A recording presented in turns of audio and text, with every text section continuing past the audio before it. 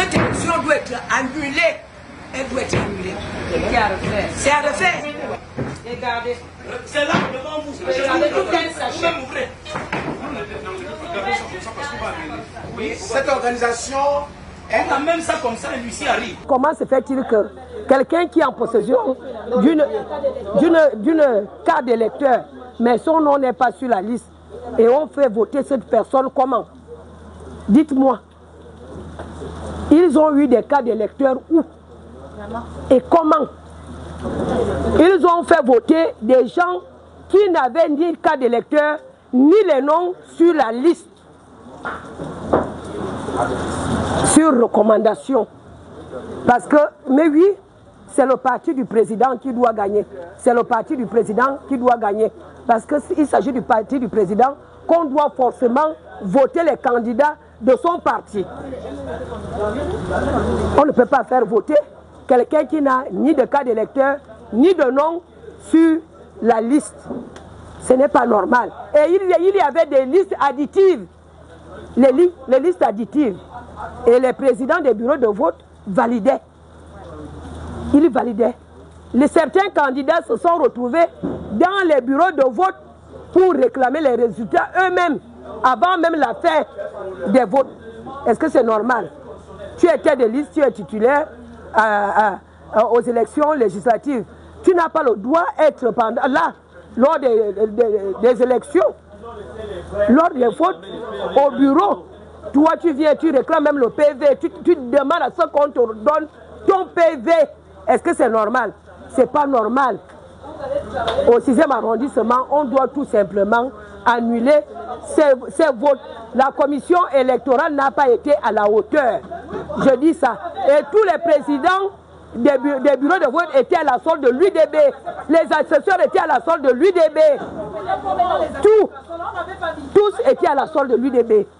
C'est pas normal. La majorité des candidats se retrouvent au niveau de la mairie ce matin pour faire un coup de gueule et en même temps aussi chercher à faire une déclaration par rapport au scrutin qui s'est passé samedi 27 septembre 2025. Voilà, un scrutin jumelé, hein, d'accord, les législatives et les locales. À l'issue de ça, on a constaté que la fraude vraiment s'est faite. Premièrement, le vendredi 26, la présidente de la commission électorale du 6e arrondissement a refusé que les candidats, d'autres candidats, seulement l'UDB, qui avait non seulement des représentants, mais en même temps avait des scrutateurs au complet dans tous les centres et dans tous les bureaux du 6e arrondissement. Et lorsque d'autres candidats sont arrivés, elle a dit que c'était pas possible. Ça déjà, il y avait déjà anguille sur roche. Et lorsqu'on arrive le samedi, effectivement, on a constaté que, c'est-à-dire, les assesseurs prenaient les bulletins de vote, remettaient aux électeurs et pouvaient faire le choix devant eux, chose qui était tolérée, et ça on a refusé. Parce que lorsqu'on remet les bulletins à un électeur, c'est dans l'isoloir que l'électeur va faire son choix. Mais pour nous, on a constaté que ces électeurs avaient cette possibilité-là de faire le choix devant le président du bureau et tous les membres. C'était déjà chose qui n'était pas normale.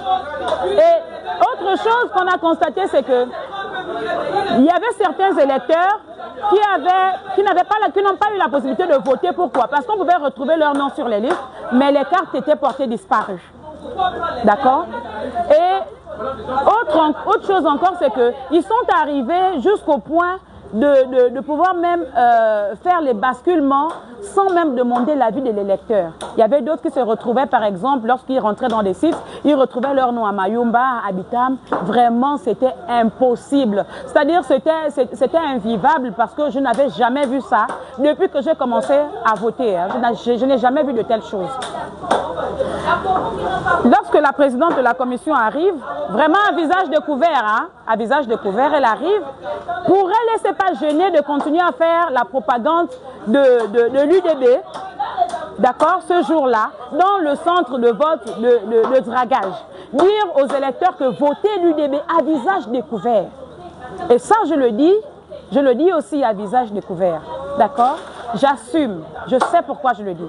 Et au bureau numéro 5, moi j'ai constaté personnellement que le président du bureau numéro 5 à Dragage, c'est le petit frère de l'un des candidats de l'UDB, Daniel Nkoulou, qui avait cette possibilité-là de dire aux électeurs de continuer à voter l'UDB. Vous voyez un peu autant de fraude qui s'est passé au niveau du 6e arrondissement. Et là encore, ils sont allés à la veille acheter les cartes d'électeurs dans tous les marchés, c'est-à-dire chez toutes les commerçantes du 6e arrondissement. Vous vous rendez compte? On a des vidéos, on a des témoignages. Donc, c'est pour dire que ça, on veut que l'élection là soit annulée.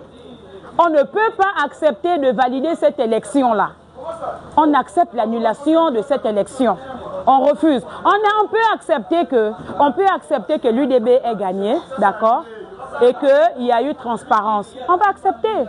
Mais avec autant de preuves de magouille, ça on refuse. La faute commence au niveau de la commission. Madame Perrine Adobian, procureure AOIM, présidente de la commission électorale au niveau du 6e arrondissement, nous a interpellés pour nous conscientiser par rapport à ce que prévoient les textes de droit. Mais Madame Adobian était la première à violer ces textes de droit parce qu'elle exclut tous les scrutateurs des autres partis politiques pour valoriser les scrutateurs de l'UDB. Donc Madame Adobian est complice, avec toute sa bande, elle est complice de tout ce qui s'est passé au niveau du 6e arrondissement. Et moi, M. Minon, je dis, elle n'est pas digne d'être magistrat. Quand on est fort, on ne peut pas être magistrat. Donc c'est mon sentiment. Vous avez ici des photocopies. Vous avez des photocopies ici. Vous avez ici l'original. Voilà.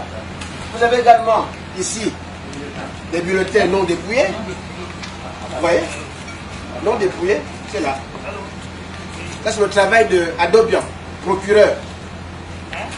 C'est comme ça qu'on met les gens en prison. C'est comme ça. Vous voyez?